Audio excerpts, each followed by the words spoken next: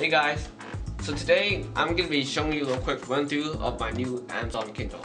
This is the cheapest Kindle available at $69, and it's actually an upgrade from the old silver Kindle, which was priced at $79.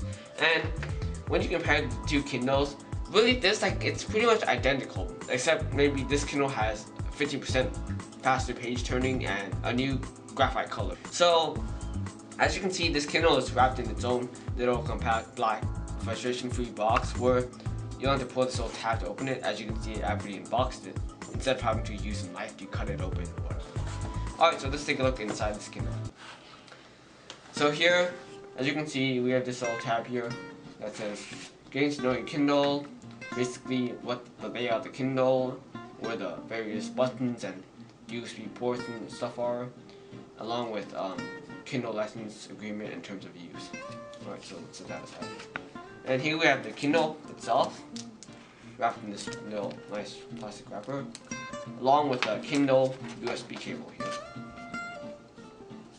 Alright, so let's turn this thing on. Alright, so let's unbox this. Let's unwrap this Kindle.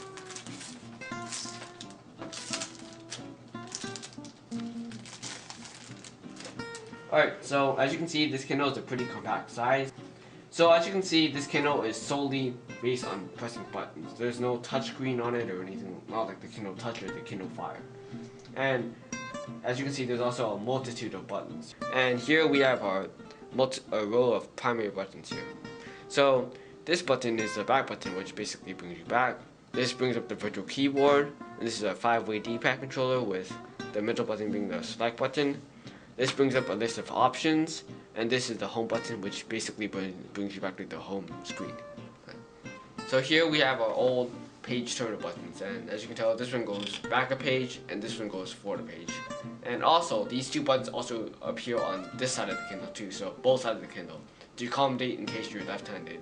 Back button is actually shorter than the forward button. So on the bottom of the Kindle, we have here a USB port, an LED light, and the power button. These two battery connectors for the cases. And as you can tell, the back is of a matte finish, so it's pretty smooth. And turn this Kindle on.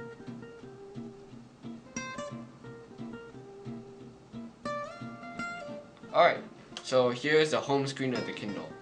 And as you can see, we can use a D-pad here to scroll through whatever books we want to read. So let's say I want to read Lord of the Flies. So then we here have this. Basically the pages, different pages we can have, and then using the page turner buttons we can do this. Go back a page. Here, you can tell that there's an obvious difference because this actually seems, as you can see, this actually seems more like paper than. The other great features about this Kindle, the Kindle, is that it actually has a dictionary.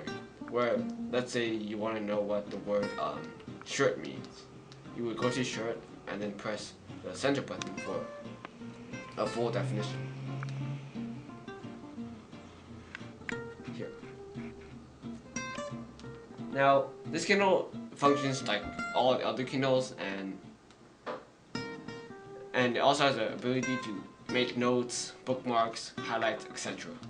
So here we can change, for example, we can change the font size to say bigger, bigger, and biggest.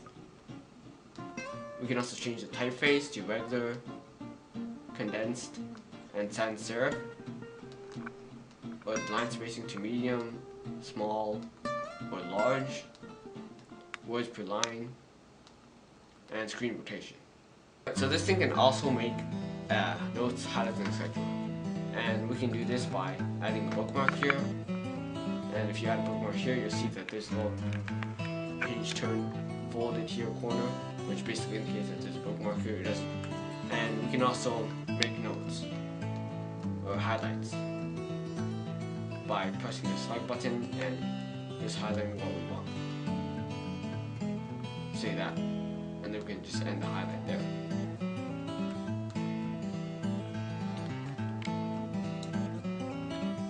So if you're simply a prospective Kindle buyer or a bookworm, I would highly recommend you pick this Kindle up, mainly because of its affordable price at $69. However, if you find yourself consistently reading in the dark or at night, I would recommend you pick up the Kindle Paperwhite, which comes out in October, mainly because it has built-in backlight, which is a feature that this Kindle does not have. However, my only gripes with this Kindle are that, one, it's not as fluid as I would have expected it to be. Second, when you're reading a book and you press the page turner buttons, the screen flashes black and goes back to normal, which might be a distracting point for some people.